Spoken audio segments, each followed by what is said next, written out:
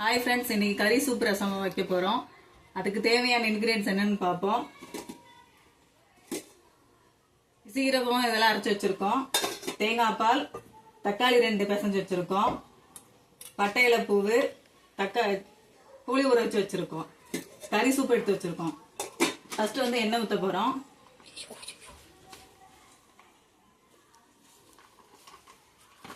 ரெண்டாவது சோம்பு,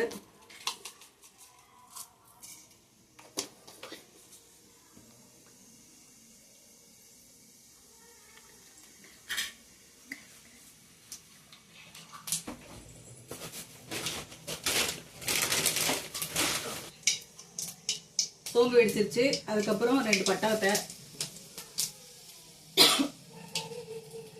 கருவேப்பிலை, பட்டை இலை பூ அது கிண்டி வச்சுக்கணும்.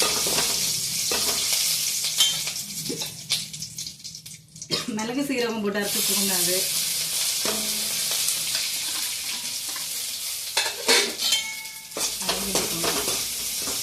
கிண்டிக்கணும்.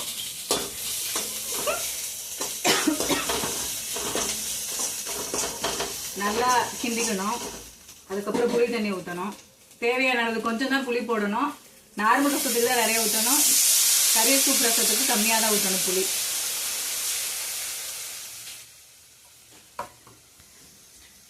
தண்ணி 1 டம்ளர் தண்ணி ஊற்றுறேன், அந்த புளி தண்ணிக்கு ஏற்ற மாதிரியே.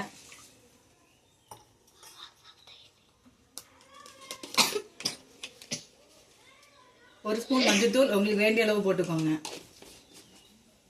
இது நல்லா கிண்டி விட்டுக்கணும்.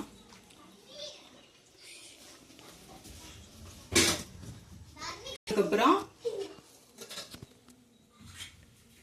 கறி சூப் எடுத்து வச்சிருக்கோம், அதை ஊற்றணும். அதுக்கப்புறம் தேங்காய் பால் ஊற்றி இறக்கிடணும். அவ்வளோதான் ரசம்.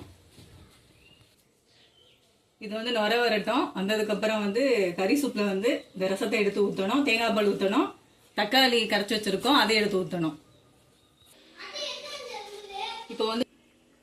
இப்போ ரசம் வந்து நுர கொட்டி வந்துருச்சு ஃப்ரெண்ட்ஸ். இதுக்கப்புறம் வந்து அடுப்பு ஆஃப் பண்ணிடலாம்.